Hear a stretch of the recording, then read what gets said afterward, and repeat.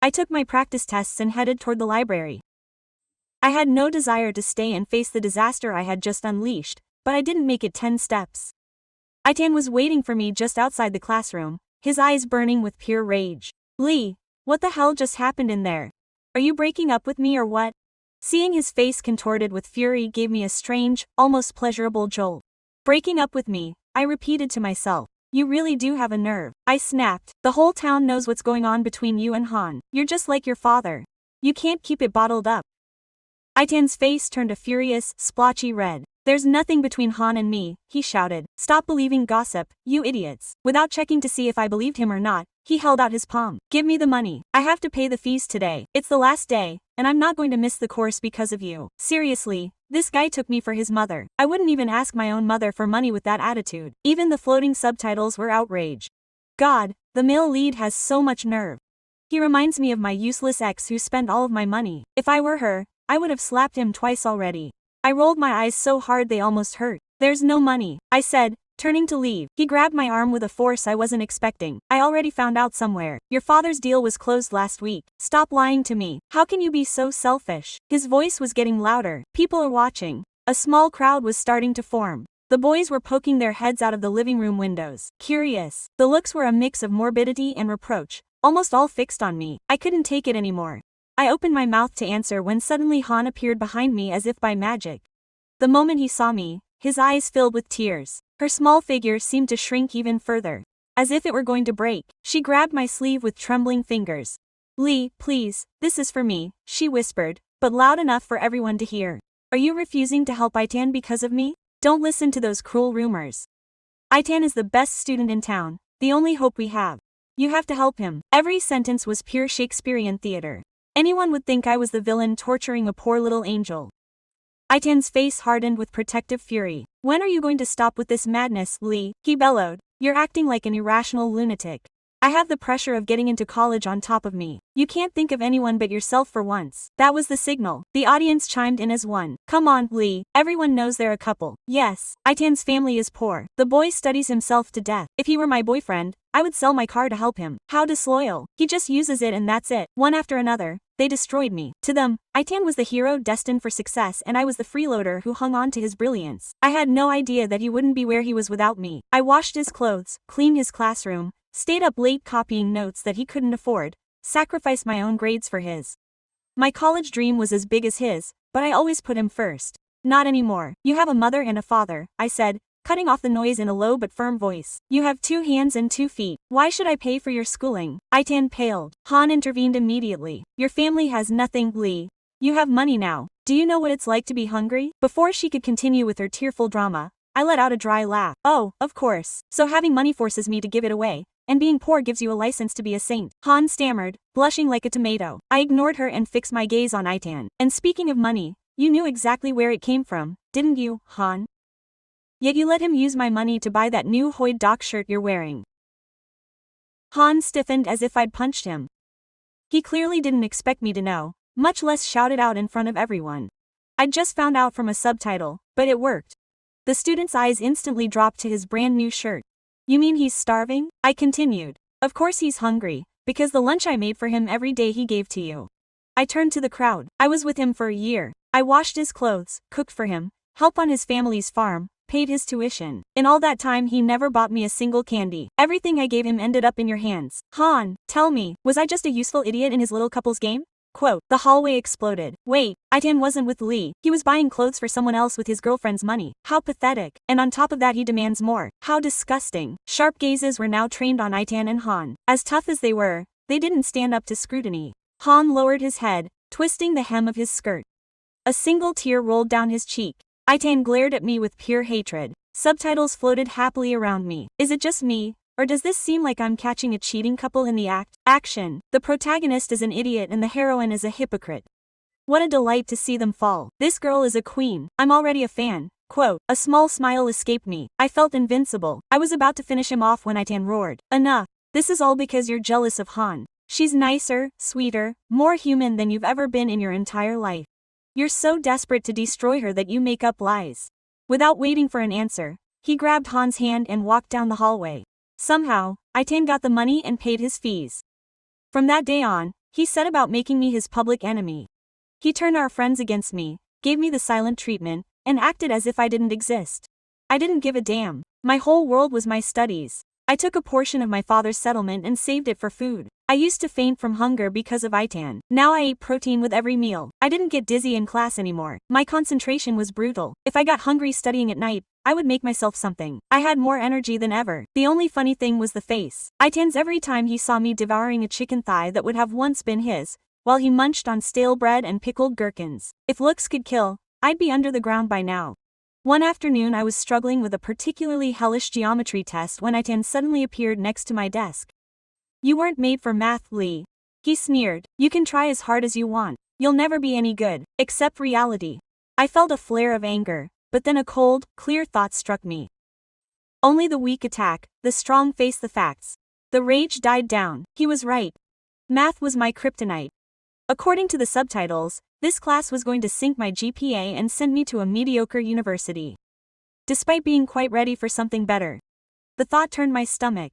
Seeing my frustration, his face filled with smugness. "Look," he said in a superior tone. "If you apologize to Han publicly and admit it was all a lie, maybe I'll give you lessons." He paused dramatically. "Do you know how good I am? 10 minutes with me is worth more than 100 hours of you banging yourself against a wall." And he was right. His mathematical talent was annoyingly natural. 10 minutes from him would be more useful than 10 hours of me alone. Senior year was flying by and I couldn't afford to waste any time, but I still turned him down. "All I want from you, ITAN, is for you to stay as far away from me as possible." I remembered all the times I had begged him for help before and he always had an excuse. "You have no aptitude. When do you expect me to have time? Why don't you wash my clothes instead?" And now he was offering it to me, but only to save Han's honor. The irony was suffocating. I had my pride, I had my dignity.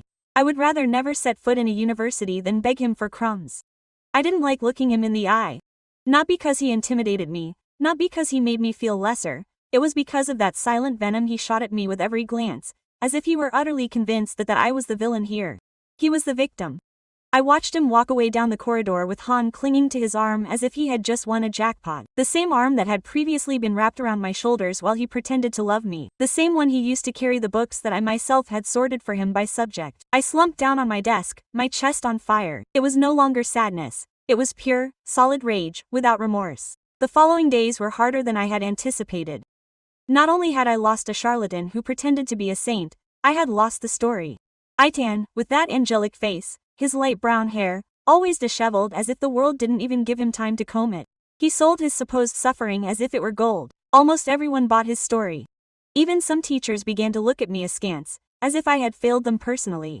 They greeted me with that cold kindness that is saved for someone who no longer deserves respect. But not everyone bought the story. It was Tuesday, mid-morning.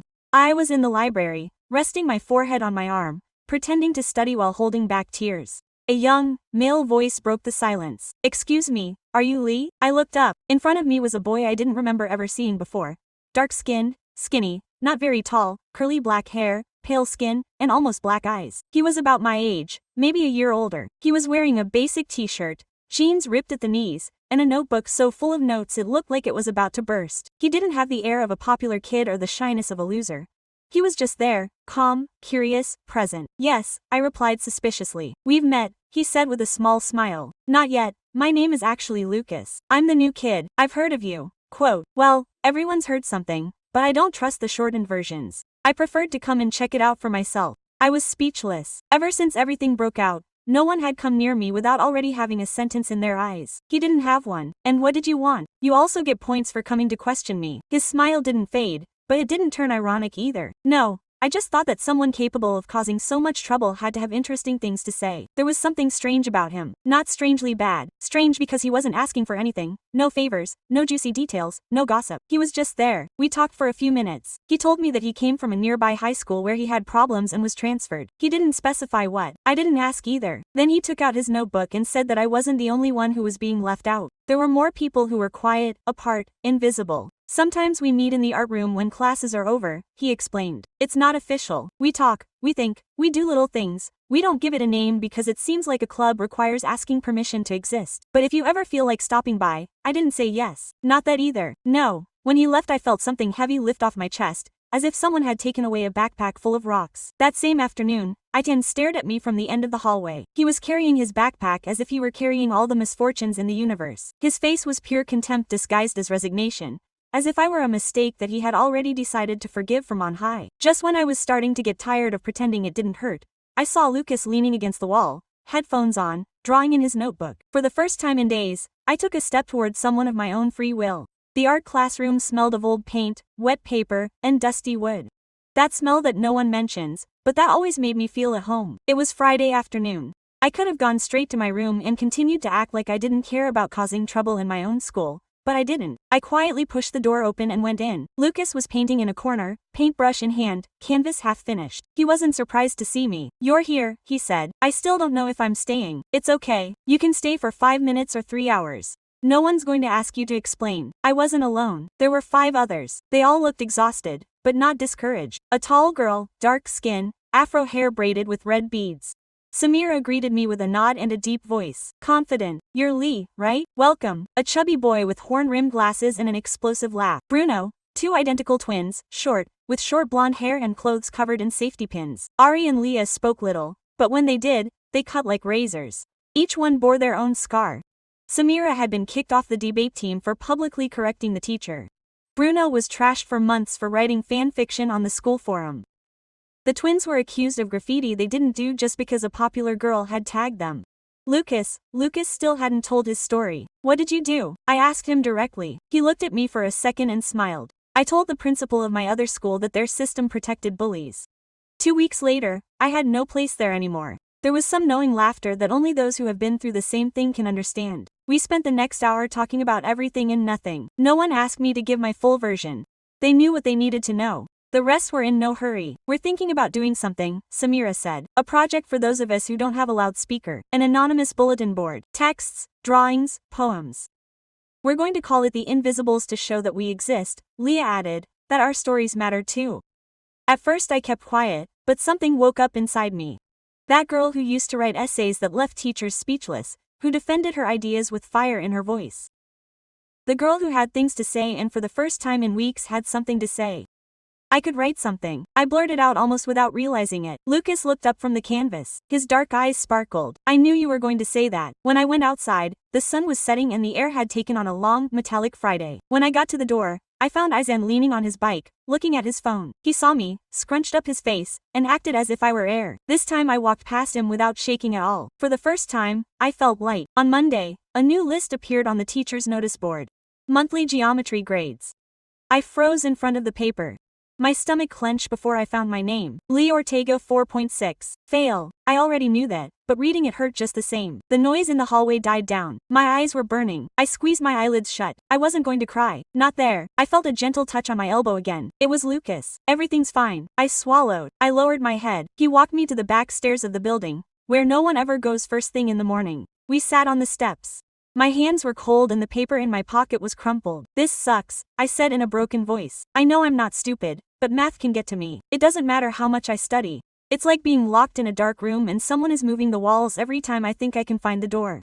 Lucas nodded slowly. He didn't look at me with pity or say anything about the calendar. "And if you stop looking for the door," I looked at him without understanding. "Maybe it's not about running away," he said. "Maybe it's about turning on the light, seeing the whole room, and understanding how it's made." I looked at him as if he had spoken to me in another language. He let out a low laugh. "What I mean is that you don't have to keep looking for it alone. We can study together, if that's okay with you." Quote, I opened my mouth to say no, that I didn't need help, that I could do it on my own, that I didn't want to owe anyone anything ever again, but I had already tried on my own and was failing. And this wasn't pride anymore, this was the future. "Okay, I accepted, but I don't want you to do it to me. I just want to understand it." "Deal." That same afternoon we sat in the library. Lucas opened his black notebook full of diagrams, arrows, and scribbles in the margins. He explained slowly, with real words, drawing, stopping to ask if he understood before continuing. In 2 hours I solved a problem that I had been avoiding for 7 days. I laughed out of pure surprise. "You're good at explaining," I admitted. "And you're not bad, you were just groping around." The rest of the week we studied together, sometimes in the library, sometimes in the art classroom. I began to recognize the smell of his pencil and ink, the way he raised an eyebrow when I hesitated. How did he listen? Even when I didn't say anything, he wasn't like Aitan. Ethan explained to show off. Lucas explained so that I would appreciate it. With him, even equations seemed less monstrous. On Friday, as we were putting away our books, he asked me if I wanted to go to the park on Saturday. "It's not a date," he clarified, although his smile said otherwise. "Just to go out, get some air, clear my head. I accepted. When I got home that afternoon with a folder full of solved exercises and a mental note to review trigonometry, I felt tired but alive. For the first time in a long time, fear wasn't eating away at me. There was only one question left hanging in my mind. If I could master math, what else could I do? The last person I expected to see approaching the art classroom on a Saturday morning was Han. The sky was gray and stuffy. The walls of the school looked duller and sadder than ever.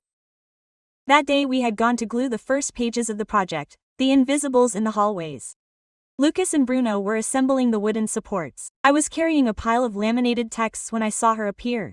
Han with an impeccable white shirt, a navy blue skirt and that scared lamb face that she also knew how to make. Her blonde hair tied back in a loose braid, her eyes slightly puffy as if she had been crying. She stopped right in front of me before entering. Her voice was barely audible, almost a sigh. Quote, "Lee, can we talk for a moment alone?" I wanted to refuse. I wanted to shout everything I had inside, but something in her eyes stopped me. She was no longer the haughty girl from the hallway that day. She looked devastated or at least genuinely scared. I said yes. We went to the backyard which was completely empty. Han leaned against the wall without daring to look me in the eye. "I didn't know I can use your money to buy me things," he said in a rush. "He told me that you gave him money because you were from a wealthy family. That you didn't care, that was what girlfriends who really cared did." I looked at her without saying anything. She clenched her fists. At first I thought it was true. But then I realized it and continued to accept it anyway because it made me feel important, as if for the first time someone noticed me.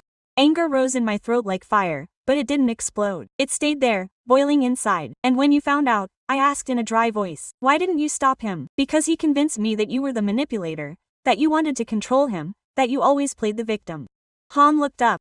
For the first time I saw something real in her, real guilt. "And why did you believe everything he said?" she asked quietly. A thick silence settled between us. Then she took her phone out of her pocket. "I recorded a conversation 2 days ago," Aitan said. "He bragged about how he had managed to make everyone see you as the bad guy. He said that there was no need to fight with you, that all you had to do was wait for you to sink on your own." I was frozen. "Why are you telling me this now?" Han swallowed. "Because I can't take it anymore. Because I defended him for too long. Because I'm scared of him. And because you didn't deserve any of this." He handed me the phone. "Keep it, it's yours." An audio file appeared on the screen. Voice recording 230s. Aitan's calm voice was saying things I never imagined he could say.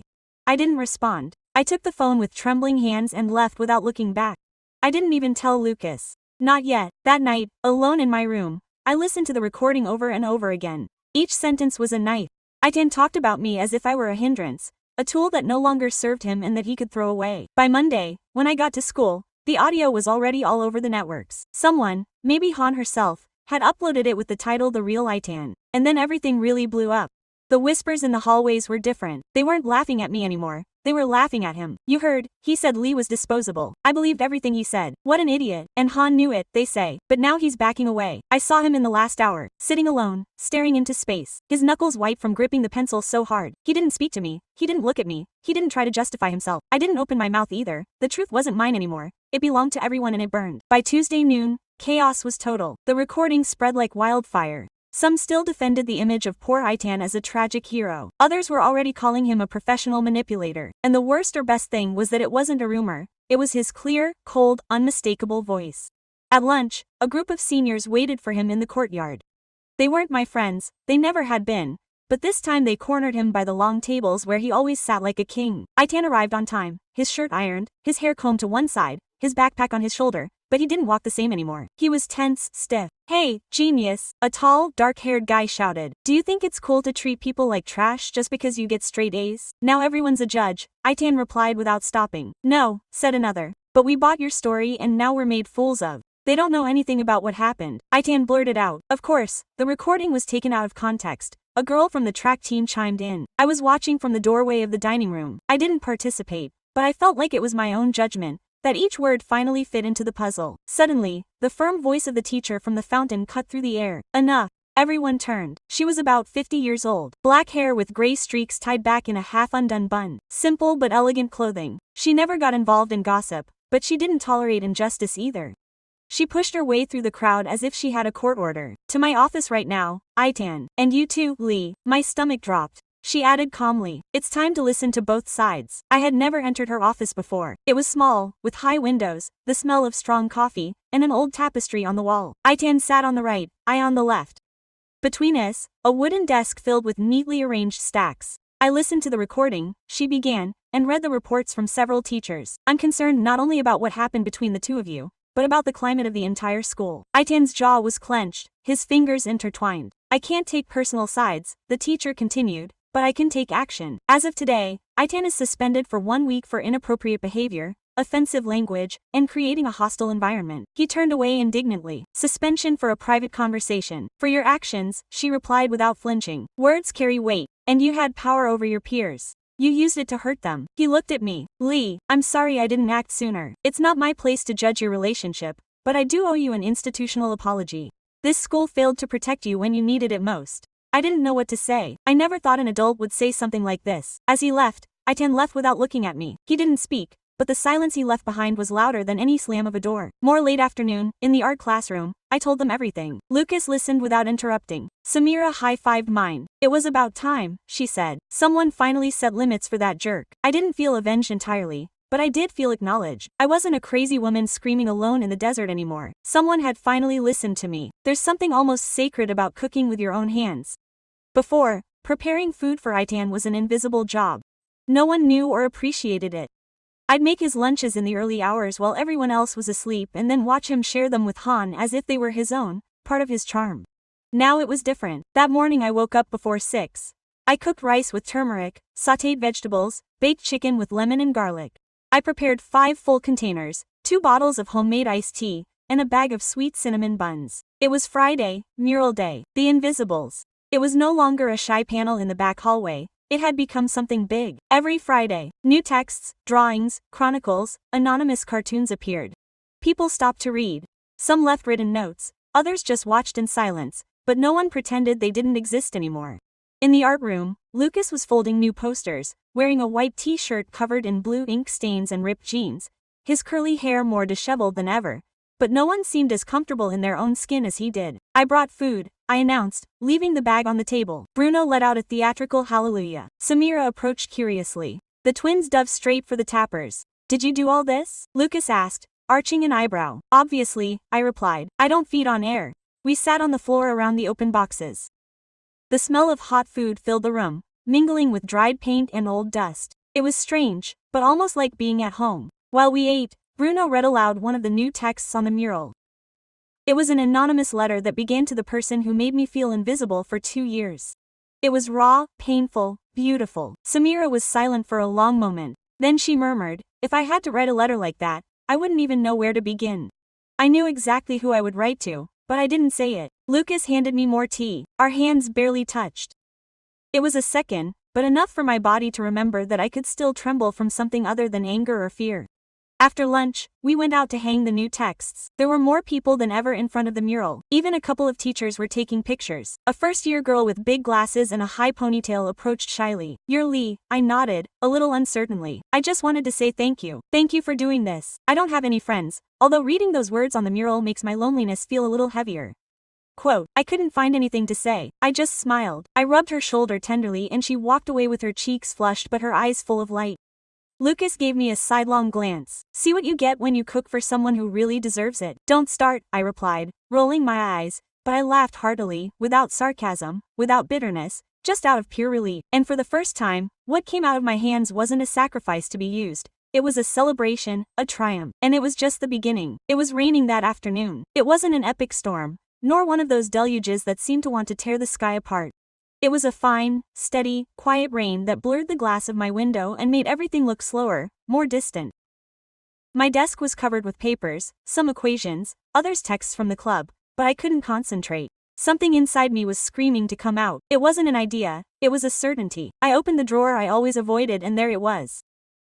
An old folder with half-peeled stickers, my old essays, my old dreams, letters I wrote for mock interviews, everything I kept when I still thought I could conquer the world. Among all that, I found a sheet of paper folded 3 times. I recognized my handwriting, but it was younger, cleaner. It was a list. Reasons why I want to go to college. When I read it, my chest tightened. I want to study literature. I want to write something worthwhile. I want to leave this town. I want to prove to myself that I am capable. Not a word about Itan. Not a word about helping someone get there before me. It was all for me and I had erased it from my memory. So I turned on the lamp, took a blank sheet of paper and wrote 2 letters. The first one was for Itan. I don't understand why I gave you so much. Maybe because I thought that was how you showed love, emptying yourself without measure. But you weren't looking for love. You were looking for a servant, adoration, silence. And that's not what I am anymore. You don't owe me anything, but I do owe myself something. Never let them use me again. The second one was for me. Lee, don't let anyone make you think that dreaming is foolish or that your words are unnecessary. You are strong. You are much more than the girl who pushes others to shine. You also have your own light. Don't ask permission to exist again. I folded both of them. I kept Itan's in a box with no intention of ever sending it. I stuck mine inside the closet. That same night I looked for universities. I was no longer obsessed with showing anyone that I could be at their level. I looked for creative writing, editing, narrative journalism programs, places where my voice would truly fit in. I found a small university, but with an amazing program in contemporary literature. They required a personal essay. I smiled. I had more than enough. The rain kept falling, but it didn't weigh me down anymore. Sometimes you have to get soaked to get clean, and I was finally starting to dry out inside. The list of grades appeared hanging in the main hallway next to the office. That corner was a territory of collective anxiety. No one wanted to look, but we all ended up there pretending to be passing by chance. I didn't even think about going near it until Bruno burst into the art classroom waving his phone as if he had discovered America. Lee, you did it. You got a 7.8 on your last geometry exam. I froze. What? I checked 3 times what you hear. You are above average. I felt my chest suddenly open, as if a curtain had been pulled back inside. I leaned against the table and let out a clean laugh, the kind I hadn't let out in years. Lucas appeared in the doorway with his serene smile. They already told you. I nodded. Thank you. No, he didn't say. Thank you. I was only there to remind you that you could. Then he gave me something. A handmade bookmark, thick cardboard with small drawings, a triangle, a tiny formula, and a phrase in blue ink. You can solve any problem, even the ones without numbers. I held it out carefully. It was simple, but my insides trembled. Lucas, you don't have to say anything. He cut me off. I just want you to know that I love the way you think, the way you stand up to the world, even when it feels like it's going to swallow you alive. We looked at each other. The moment stretched. The classroom froze in time. We got just a few inches closer. He leaned in. Me too, but I stopped. Not out of fear, not out of rejection. I'm still healing. I whispered. Lucas stepped back a little, but didn't look away. I'll wait for you. Take your time. And that's when I understood. I wasn't like Itan. Lucas didn't intend to mold me, or tie me down, or rescue me. He just wanted to accompany me at my own pace, in my own way. The rest of the day passed amidst new smiles and congratulations. Seriously, even the teachers spoke to me differently. They no longer looked at me with that wariness they had before. The change wasn't in them, it was in me. That night, when I opened my notebook to study, I used its bookmark and for the first time in a long time, the formulas stopped seeming like enemies to me and became challenges that I could actually win. A number, a simple 7.8, and yet it shone not because of its value, but because of everything it represented. It was like a wounded animal. That's what I thought when I saw it next to my locker, arms crossed, face tense, eyes red. And yet it hadn't spoken to me in weeks.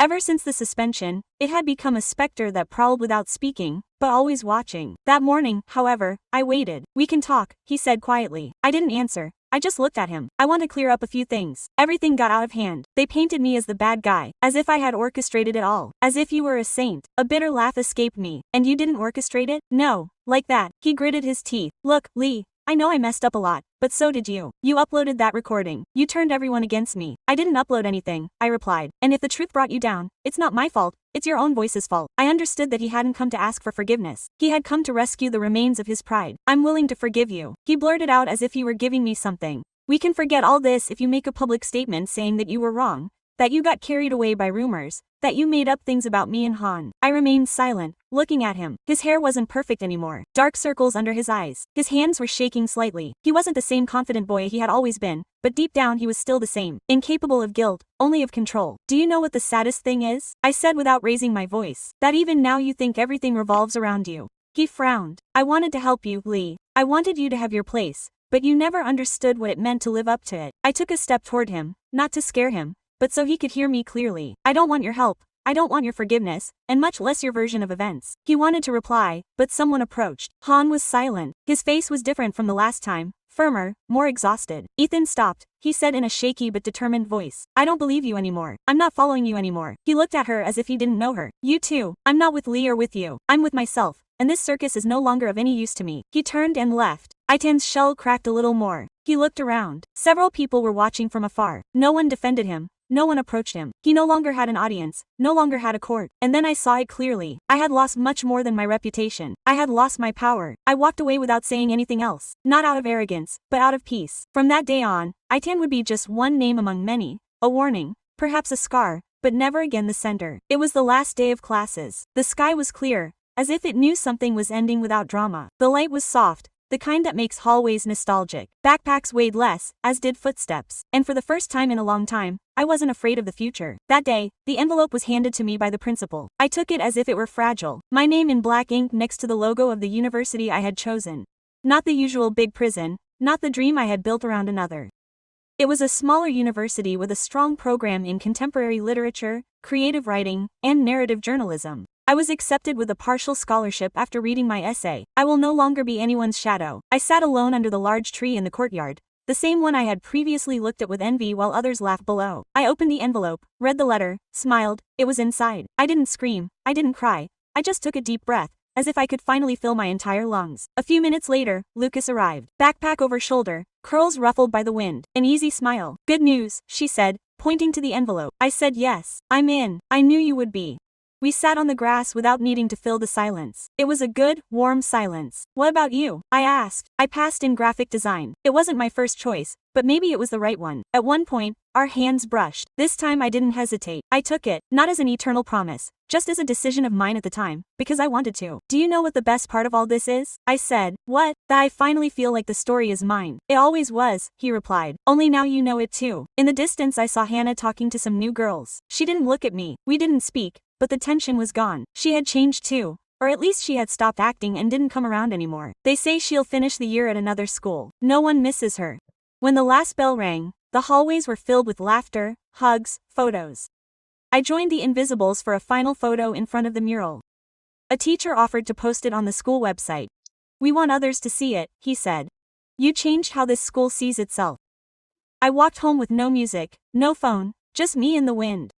That night, as I was packing things away, I found the letter I'd written to myself. I read it quietly and smiled. Then I put it away again, not as a memento, but as a reminder.